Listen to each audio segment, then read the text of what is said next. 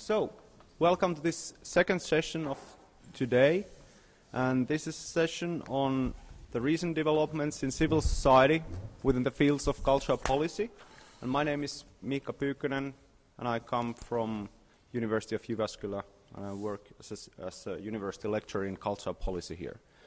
And I'm really honored to chair this session because I have two key persons in Nordic cultural policy as well as in European cultural policy, maybe even in international cultural policy here.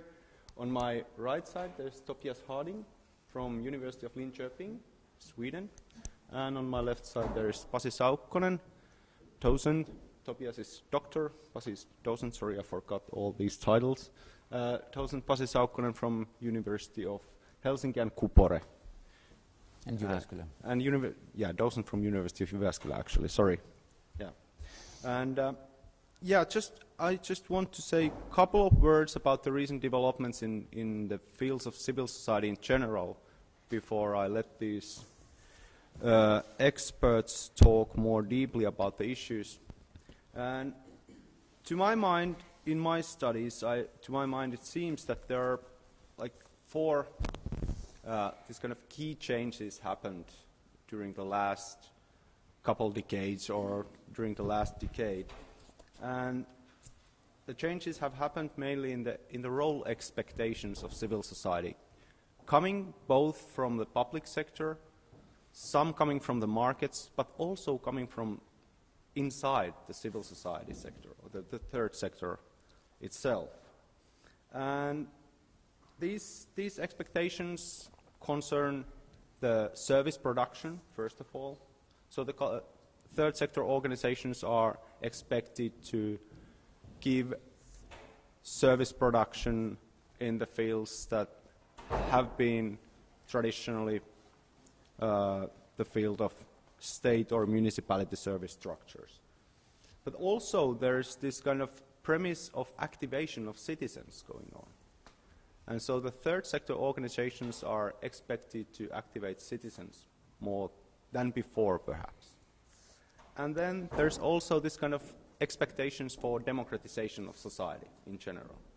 And that's also something that is given to civil society organizations to take care of, so to speak.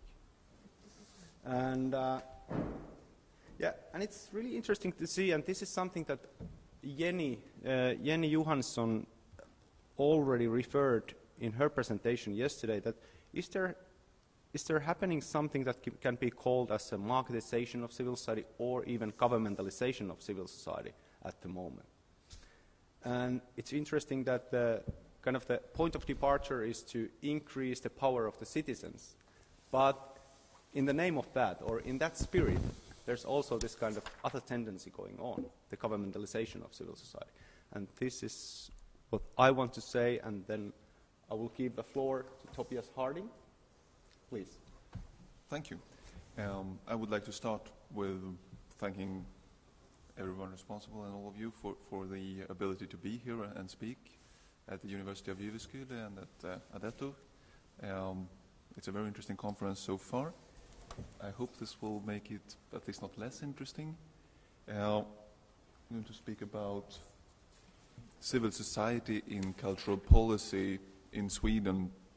First, I'm going to say something about what is civil society, since many definitions are floating around in this area. As I use the word, civil society refers to a sphere in society, one of four spheres in society, and it's the sphere that is based in voluntary work and in voluntary gifts to some extent. And it can be contrasted, and please I have to apologize that these are in Swedish, but it could be contrasted to the political administrative sphere of the state or the public sector, the profit-oriented sphere of the market, and the family sphere of private life, and close private life. The main point of this sketch is to point out that they are overlapping, very overlapping, and we have a lot of organizations that combine these also this image should probably have been three-dimensional because they overlap all of them to varying degrees. And as I will come to, many of the more interesting developments are in the overlaps. I'm now obviously mostly talking about the overlap between the public sector and the civil society, since we're talking about cultural policy. To understand the present-day Swedish situation concerning cultural policy and civil society, I think we need to also go back somewhat in history. These pictures are intended to symbolize different stages in the development of Swedish cultural civil society. So the first stage, we have a picture here of the Nordic Museum under construction in the late 19th century. The first stage, so to speak, is the development of associational civil society in the 18th and 19th centuries, very much parallel to the more nation identity-focused period in Finnish history. In this case, also a national identity case, considering that this is the Nordic Museum. I chose it as an example because it's also a foundation and it's founded by a private person, Arthur Hazelius, and it's based in voluntary gifts, primarily gifts of both objects for the museum and of money. So it starts as a private foundation, and we see similar developments in regional capitals in Sweden. The second stage, which is kind of overlapping, is that of the formation of the popular movements, such as the labor movement, the nonconformist church movement, the farmers movement, and so on, have been mentioned earlier during this conference. Also during the late 19th century and early 20th century, becoming huge organizations involving lots of people and also founding political parties. The third stage, here symbolized by the logos of the 10 current study associations, in that of incorporating and integrating the various civil society organizations in the government policy. This is most of the 20th century development.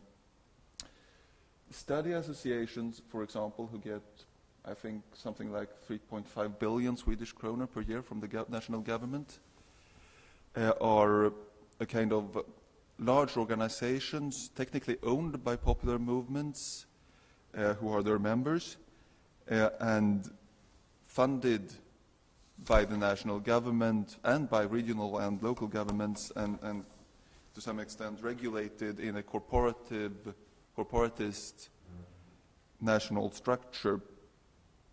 So this is very much in the interface between state and civil society. But at the same time, financing and organizing huge amounts of very local and often amateur cultural-oriented activities all over the country.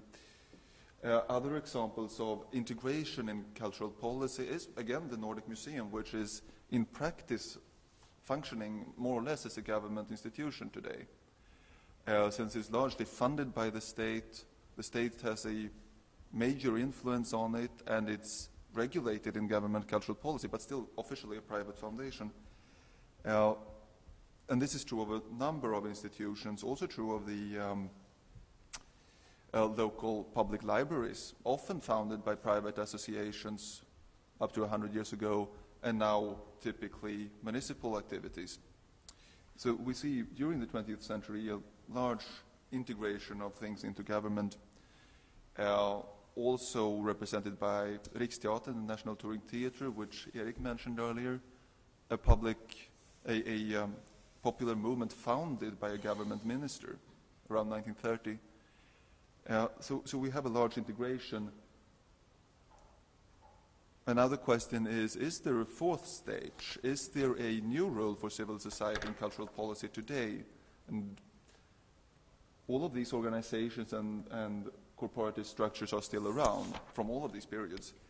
I'm going to sketch to some extent during this lecture the idea that there is a changing situation and a changing relationship forming, but that is going to remain something of a sketch. First, a short word about what I mean by popular movement organizations, which are the most of the organizations I'm talking about, as they are today, the dominant form of mass organization in Sweden in cultural life as well as in many other parts of Swedish civil society, these are large organizations. They are based in personal membership. They gain the legitimacy from having large numbers of members. They are organized hierarchically as federal structures, in the sense that they are local associations joining into regional associations, joining into national associations, often with even more mid-levels. But in many of the amateur culture associations with really only a national and a local situation, but they're kind of pyramidal structures. I would also say that they typically are organized corresponding to the geographical area of the nation state, with one association per geographical unit, such as a municipality or smaller unit. And also in fairly close relation to the state sector, in the sense that we have involvement of popular movements and civil society organizations in not in the formal legal decision-making, but in the preparatory work for legislation, such as referral for consideration, what we call remiss in Swedish. The major organizations in the cultural area have always been involved in the preparation of government bills and that sort of thing.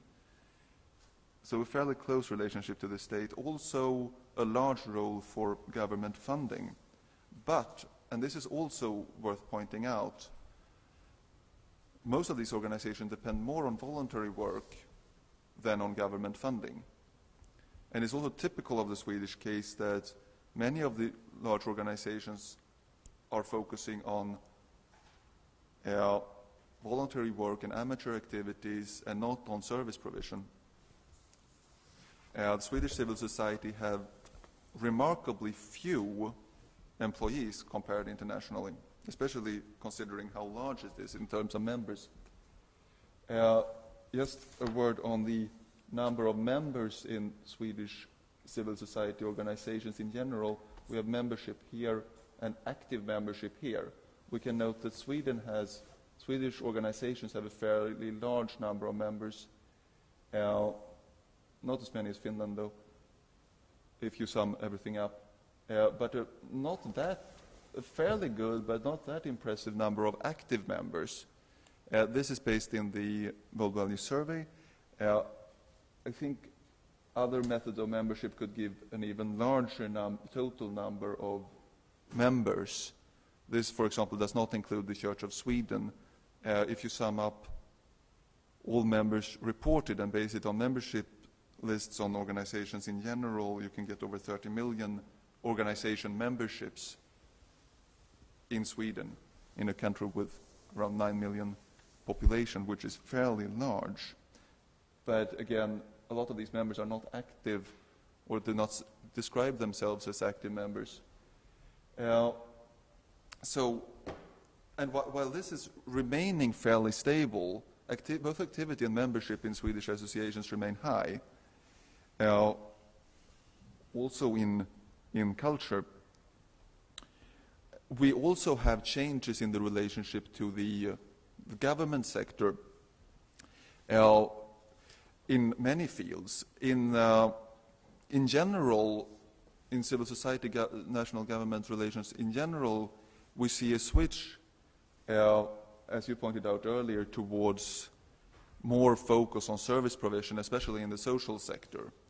And we see, I wouldn't say a governmentalization, I would say a changed relationship in the already strong involvement with the government, changing from a more corporatist structure to a structure that is more based in agreements, general agreements between the government and the large national associations, a model that appears to be inspired by fairly recent reforms in the United Kingdom, especially during the Blair government, but also later. In cultural policy, the change hasn't been that great so far.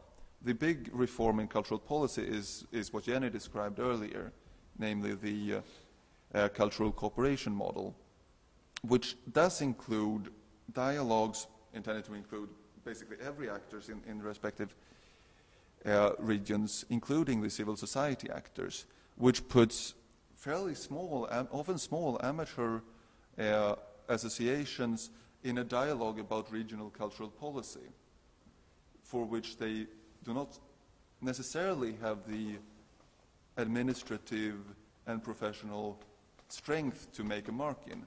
This does influence, and has already, I would argue at least, influenced or began to influence the structure of cultural civil society and its relation to the state and the regions, in that it has strengthened the cooperation between the smaller associations and between the associations in the civil society of culture in order to be better influence the reforms that are ongoing.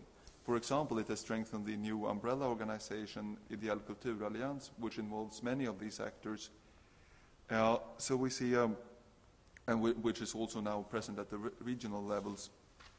So we see an increased cooperation between these various organizations. So they are in a way starting to form a sector or an integrated sector that didn't really exist before, because they are very heterogeneous, and the differences in financial resources between various organizations are huge.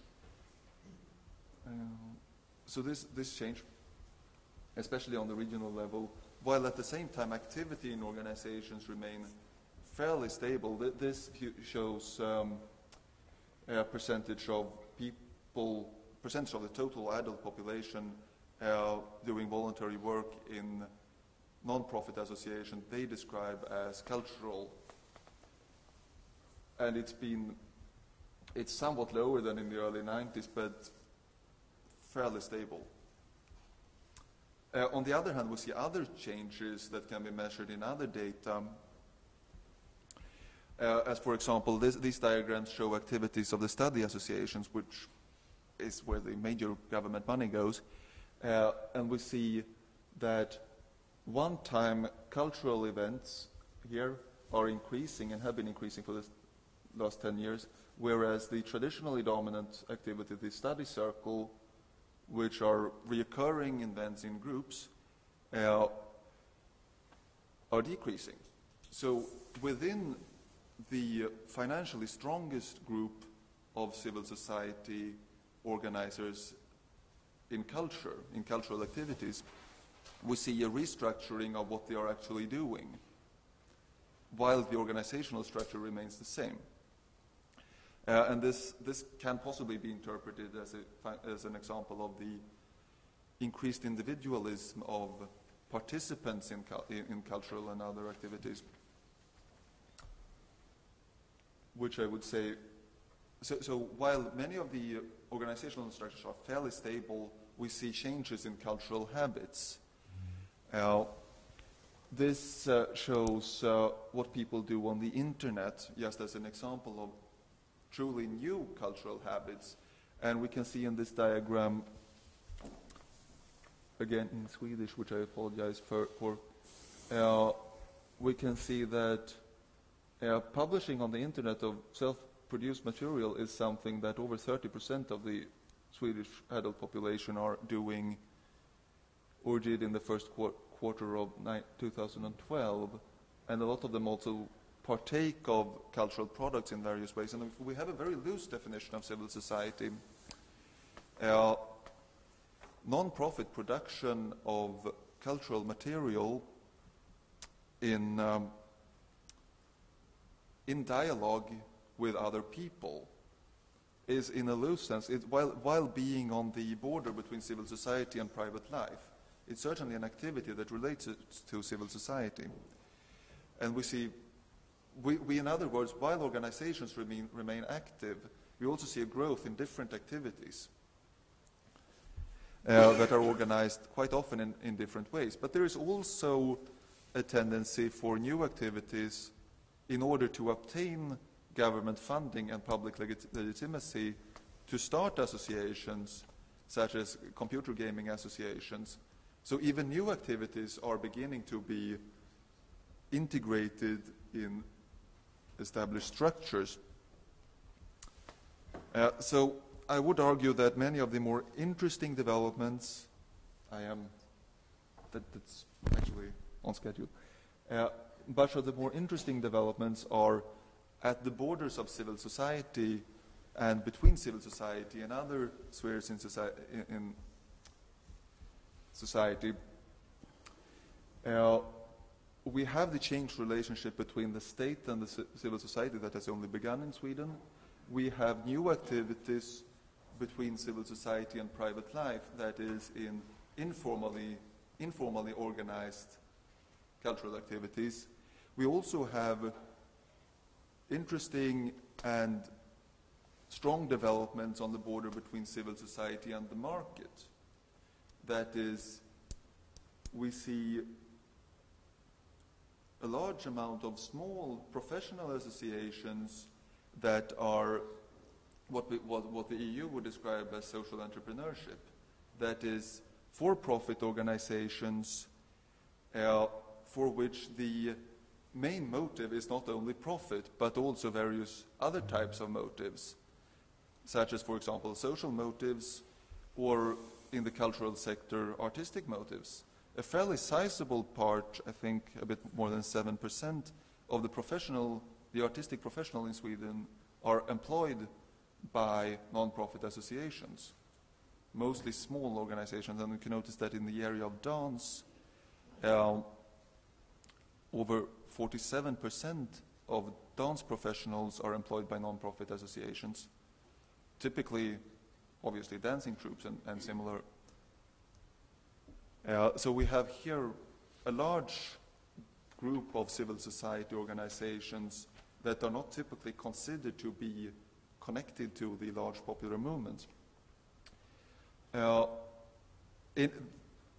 this means that interesting developments are happening on the borders of sectors in another way as well, because the traditionally most important distinction in cultural policy is not, I would argue, that between the state and civil society, but between professional art and amateurs. That is, between cultural professionals and volunteers and amateurs. Whereas civil society kind of cuts across this.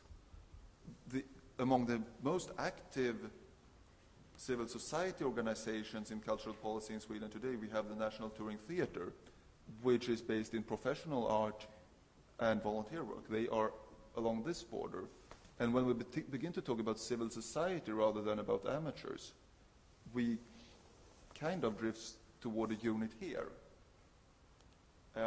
This has not yet influenced government cultural policy, but I think if this terminology is becoming prevalent, it will change the view and the conceptualization of cultural life in this way too.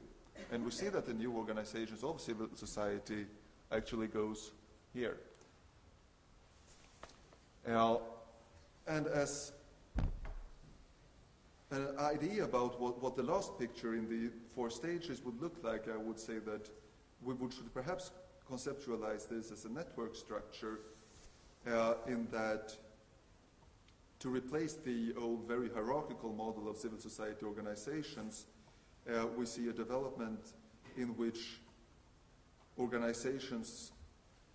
many active organizations are smaller, they're more professional, and they're more flexible in who they cooperate with. We also see that individual citizens become more flexible and more fleeting in their relationships to various organizations. So both organizations and people can be conceptualized perhaps as nodes in a network rather than as points in a hierarchical structure. Possibly this also, to some extent, conceptualizes the current situation of, for example, regional governments, they are no longer the only part of a national cultural policy. They are also using their own funding and EU funding and having direct relationships to regional groups within civil society. Of course, this is a development that is ongoing, and we also see, as Jenny was pointing out earlier, the fact that the national cultural policy and its actors and the corporative structures and so on are still strong. So I'm not saying that the actors of the previous system has gone irrelevant. This is more an idea about where we might be going. So I leave that to the continued discussion. Thank you. Thank you very much, Tobias. Okay, then I move the floor to Pasi. Vaihdatko sen?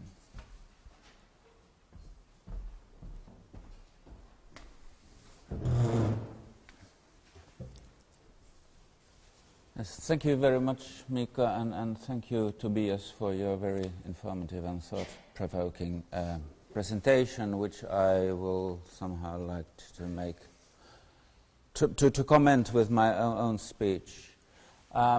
In this session we are discussing something that has a lot of names. Civil society might be the most neutral and most comprehensive title, but it's also something that is quite tough to operationalize. Then there are other names which usually reflect different points of departure or approaches, like Tobias was defining his approach to civil society with voluntary work, voluntary participation. Non-profit sector can be used when one is focusing especially on the economic purpose of activities. Idea-driven associations or organization if one looks more to the mental or ideological background. And third sector if one specifically looks at what is the organizational form of producing different things.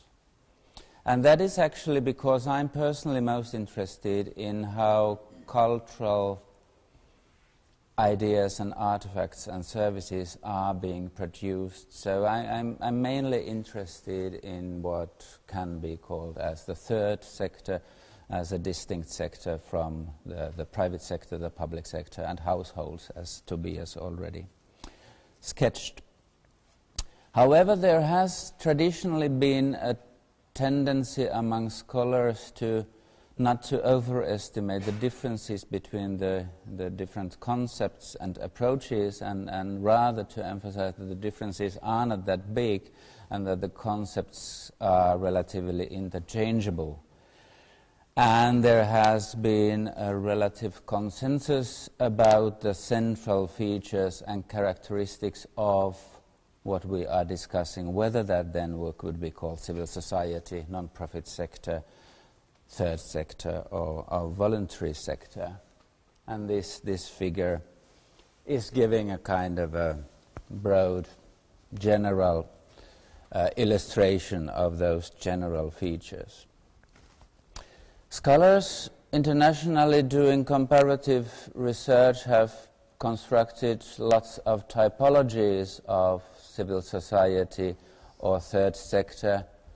Salomon and Anheier called the Nordic model as a distinct model of third sector, different to what they called liberal, statist and corporatist third sector models. Dutch scholars Paul Dekker and Hans van den Broek described the Nordic system of voluntary associations as a broad one versus the active or parochial voluntary association models in the Anglo-American countries or Southern Europe. The main characteristics and features usually combined with the Nordic model of civil society include characteristics as follows. Large membership-based organizations, what can also be called mass movements or popular movements. Close relation between the third and the public sector, and as a corollary, a relatively small role in the production of social services. To quote Solomon and Anheier, they describe the role of third sector in the Nordic countries rather as vehicles for the expression of political, social, and even recreational interests than in the provision of services. The Nordic model, I think, is quite often rather an extrapolation of what the Swedish society and state looks like than as a result of true analysis of all the 4 or 5 Nordic countries. So Sweden is usually the country that is used as an example of the Nordic model, and one thinks that all Nordic countries then are more or less alike. Of course, there are also lots of similarities between the Scandinavian and Nordic countries, but scholars have also pointed out that there might be important and interesting differences within these 4 countries. I will now omit Iceland, that I do not know much about from my presentation. On the one hand, which was already referred to yesterday, there are 2 nation-forming states and 2 states-forming nations. And definitely, if one looks at the historical development of civil society, the nationalist ideology and national thinking is different in Norway and Finland than what it is in Denmark and Sweden.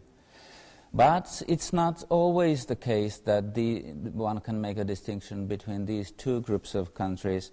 The Finnish historian Henrik Stenius has proposed that there is a distinction between what he called West-Norden, that is Denmark and Norway, and East-Norden, Sweden and Finland, where in Denmark and Norway the civil society has appeared as a more distinct and separate sphere vis-à-vis the public sector, the state, and in Sweden and Finland there is an even more close connection between the third sector and the public sector. This is, in my mind, quite an interesting proposition. Then if we look at the Finnish model more specifically, we can find some distinctive features in relation, on the one hand, to the Swedish system and model, and on the other hand, in relation to the other Nordic countries. First of all, of course, there is a linguistic divide, that the Finnish-speaking part of the population and the Swedish-speaking part of the Finnish population constructed in the 19th century and early 20th century kind of parallel societies, which also mean that there was lots of associations and organizations which were either Finnish-speaking or Swedish-speaking, and so the society was in a way divided into 2, also the civil society. Secondly, politics in general has been more pluralistic in Finland than in the other Nordic countries, especially in comparison to Sweden, where the social democracy has not had such a dominant role in politics, and one can say that the Finnish welfare state and also the Finnish civil society has been constructed as a compromise between the left, the right, and the center, which also has had some distinctive characteristics as a consequence.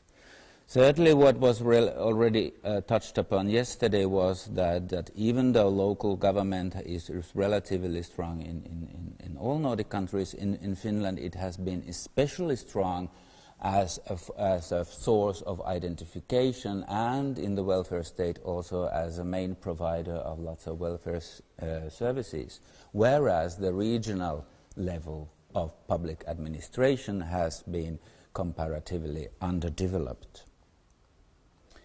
Thirdly, or fourthly, actually, if we look at the construction of the welfare state and the provision of social services, the Finnish form of the Nordic welfare state never went as far as let's say, Sweden is especially, I believe, if we look at it as the share of social expenses of the whole BNP. And at the same time, the restructuring, or in a way, if one would like to use the word, dismantling of the welfare state also started in Finland earlier than in Sweden. Already in the end of 1970s, we can see clearly more careful, hesitant approach to the increase of welfare budget. So the Finnish model is definitely it's very similar to the other Nordic countries, but there are also some distinctive features. Then, if we, against that background, if we look at the civil society or third sector in the field of arts and culture in Finland, traditionally it's been based on I think 4 components.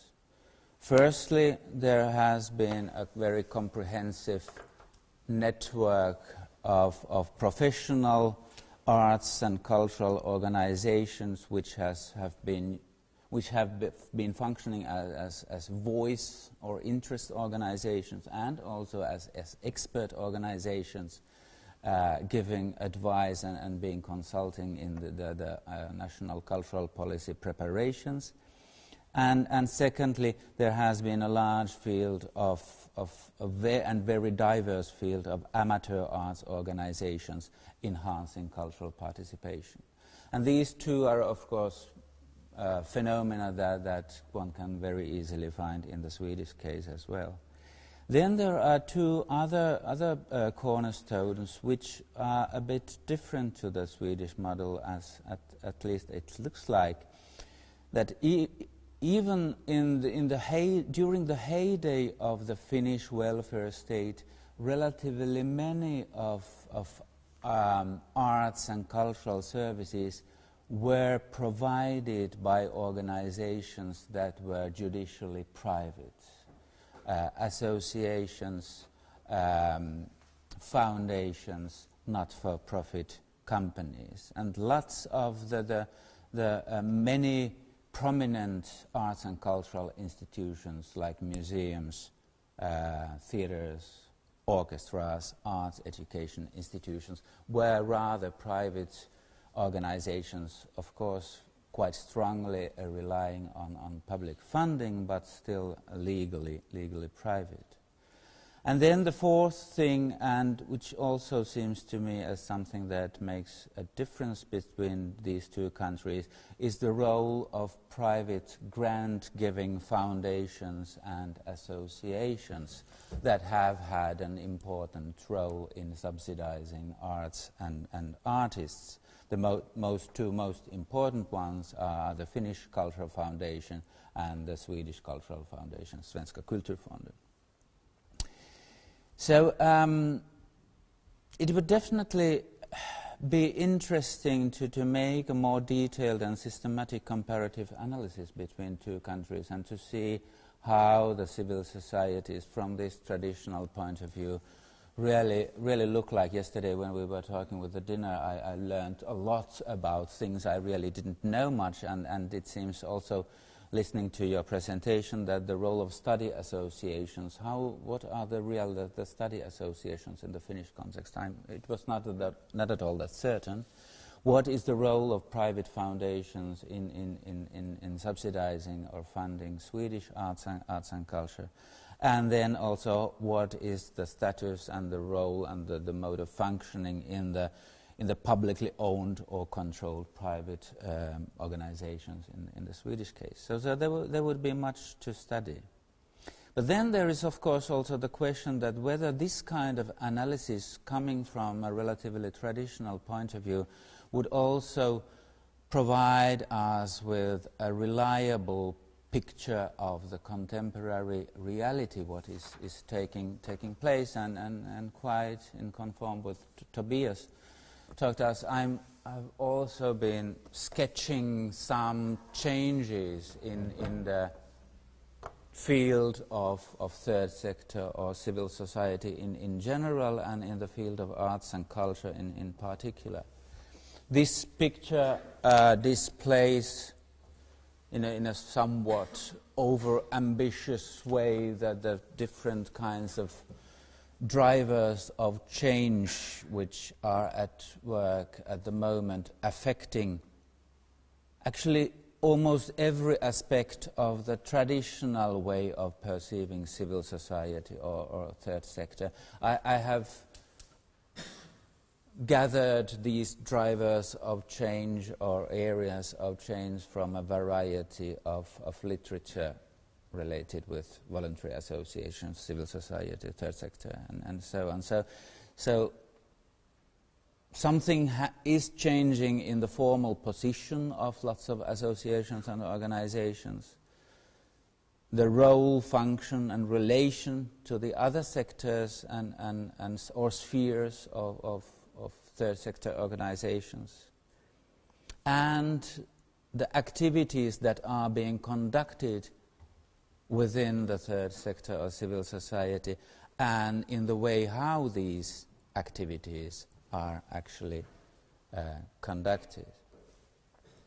This last slide shows some tentative ideas about how what might be called, just for instrumental purposes, the old and the new third sector are living in a parallel way. As Tobias already referred, if there is a change, it doesn't mean that the new would completely replace the old one. Rather, it is that some new phenomena, new manifestations that are living side by side with the classical or traditional third sector appearances. That we might find some in a way broad conclusion or tentative conclusions about what also might be happening is that first, the civil society seems to be growing. It seems to be growing numerically, that it is indeed much larger than before, but it's also more diverse, so that there are different new types of ways of doing things together and organizing ourselves are appearing. Secondly, the boundaries between the traditional spheres, the private, the public, and the household sector are getting more and more blurred. Of course, we have to remember that they have never been as clear-cut as the theory might have made us think. And thirdly, there is this idea that hybridity rather than organizational purity is now becoming the new role of doing things and organizing things. And that means that diversity, this hybridity, often takes place within the organizations and association, and that again means that kind of diversity management has become a core responsibility of practically every organization. So to conclude, what we need also here, we would need new empirical research from the traditional point of view, but specifically we would need empirical research on the changes, that what is really there taking place, how much, in what shape, and with what kind of consequences. This is not only about reshaping third sector or civil society, but because the civil society is a kind of reflection of the society as a whole, it's also about the reconstitution of societies, Nordic societies in this context in particular. So it would also be interesting to see from this point of view what are the differences and similarities between Finland and Sweden. As a tentative hypothesis, I would like to make a suggestion that in the Finnish case, if we believe in this, it is less dramatic than in the Swedish case, because the relation between the public and the private and the third were already during the heyday of the welfare state. It was more flexible, it was more diverse in the Finnish case than in the Swedish case. But whether this is true, I really do not know. Of course, there are also other questions which scholars should try to address. That what does this mean? What does this mean for, let's say, new forms of steering and governing third sector organizations in the cultural policy preparation and decision making, and in the practices of producing cultural services? It cannot be the same, but what is it then? We really do not know. Also, what are the consequences for the operational values and principles and practices in many associations when they become more professional, more based on recruiting people to whom you might have to pay salaries? It also brings along tensions within the organizations that have to be solved one way or another. And then there are huge questions about what kind of consequences this change might imply for the field, the cultural landscape in the societies in general, for its diversity, for its dynamism, and for the accessibility of publicly, at least partly funded cultural services. Thanks. Thank you, Pasi, for your presentation. Now we have heard these two very interesting and very deep-going presentations about the present situation, and now I would like to open the floor for discussion. So please, any comments or questions? Pirkko-Liisa, please.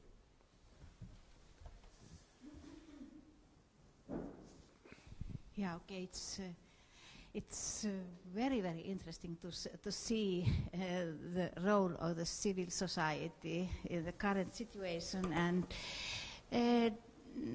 how do you think about that? If we still see that there is some kind of public care of culture seem important, and as Pasi said in your last words, society is changing so that the role of civil society may be growing, but it may be also more diverse.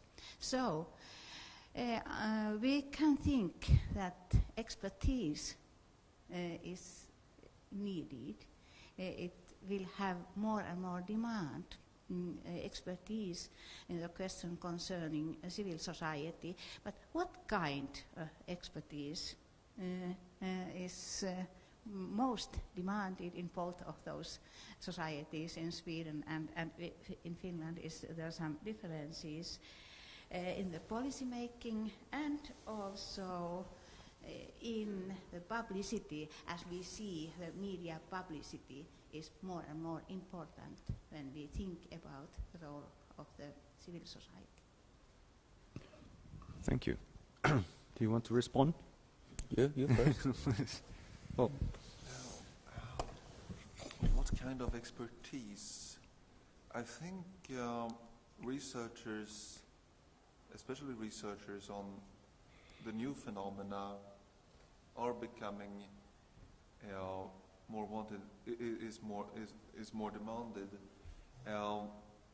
But very much like cultural policy in general, there are also several types of expertise, in that there is also a demand for experts with the experiential knowledge of having been active in organizations.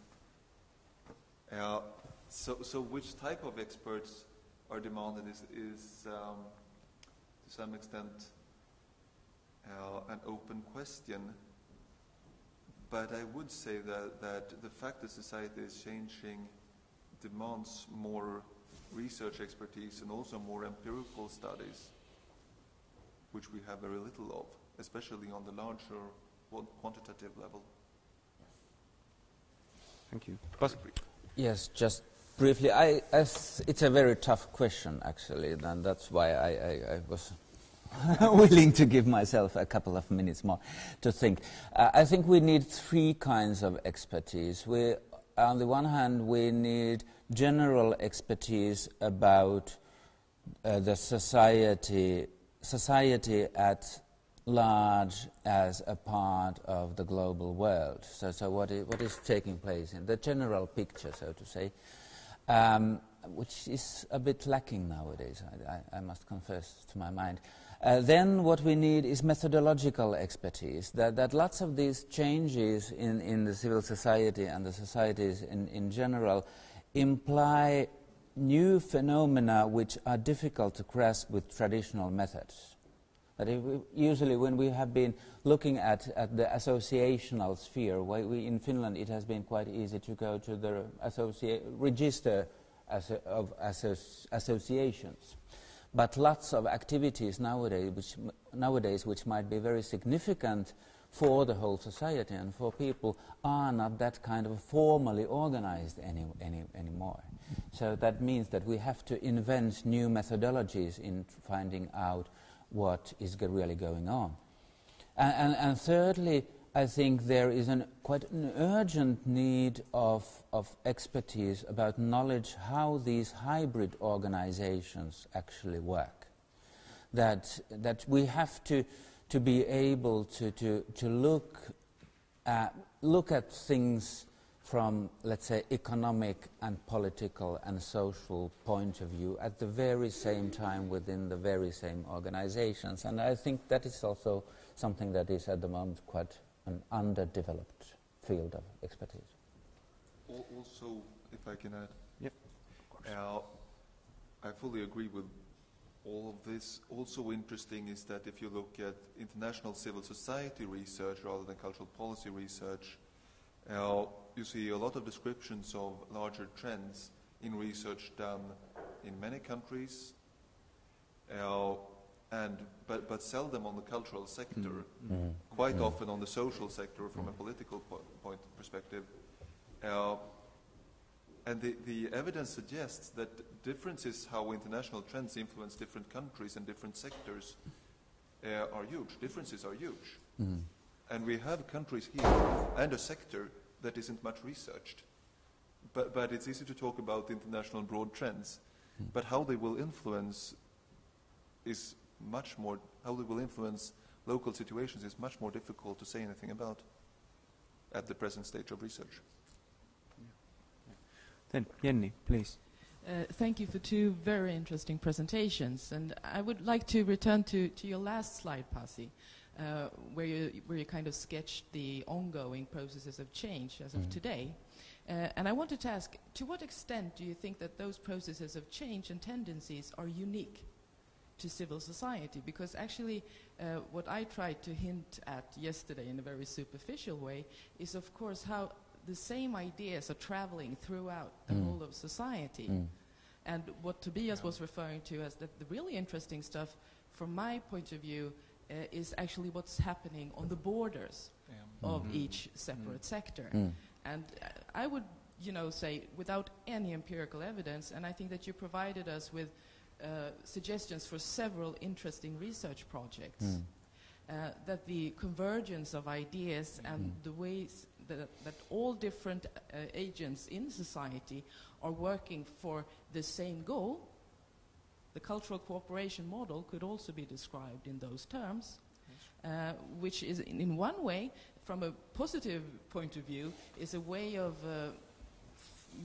creating a broader foundation for cultural policy. But at the same time, it's also blurring out all the distinctions and what Zacharias referred to as the core of politics, that is struggle between different perspectives. And that's, for me, a very interesting research question also.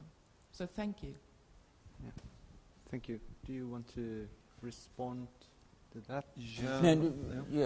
Just this was an easy question because it's easy to answer. It cannot be unique at all. It's rather about larger scale societal changes which affect all the spheres of sectors of the society, and it might be interesting to look at what is the cause and what is the effect, but it might be very tough at some points to see that where do these things actually come from, but it's about societal change. It's very easy to answer this question with yes. However, if I'm trying to find something to disagree with, I'm not sure everyone is working for the same goal. I think it's more a homogenization and increasing isomorphism in terms of methods and processes, methods such as dialogue and measurements of efficiency and so on, which are increasingly accepted and professionalization, increasingly accepted in broad parts of society, where people aren't necessarily agreeing about the goals that are kind of implicit in the methods.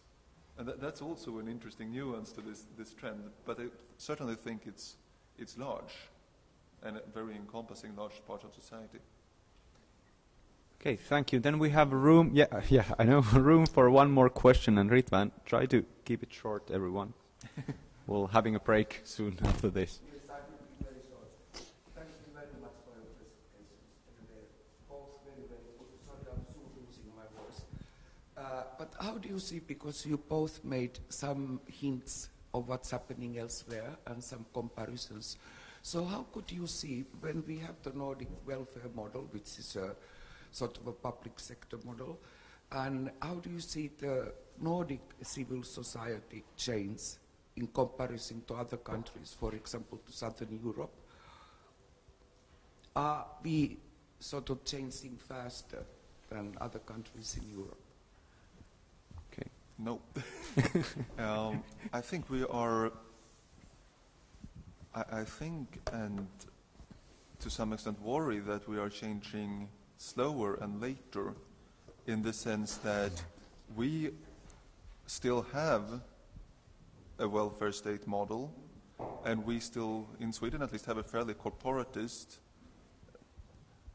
view of civil society with all the benefits and problems that entails, whereas many of the changes that we see today are results of international trends that have been ongoing in many countries for a long time, which suggests that the more changing countries might, well, I wouldn't say that we're necessarily going to go through the same developments. But if you try to sketch a broad trend, it appears that they're ahead of us. The ones that are changing rapidly and abandoning these models could be said to be ahead of us, if you're looking on where we seem to be heading. Thank you. Because we have the heavy structure on which we are trying to build up new structures. Yeah, it's very much a matter of stability and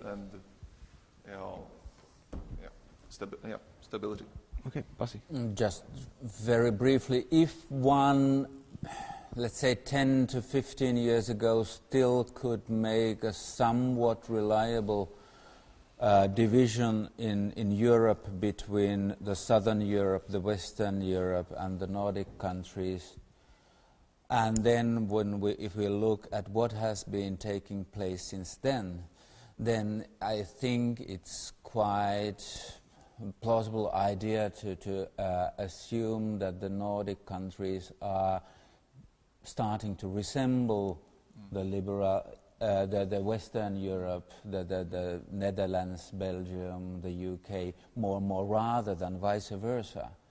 And also, if we are looking at the role of church in providing welfare in side by side with the state, the Nordic countries are also coming closer to some Southern European models then there is this kind of a congruence might be taking place, rather than countries moving to some direction, to the same direction. Okay. is that a good point to stop? Thank you.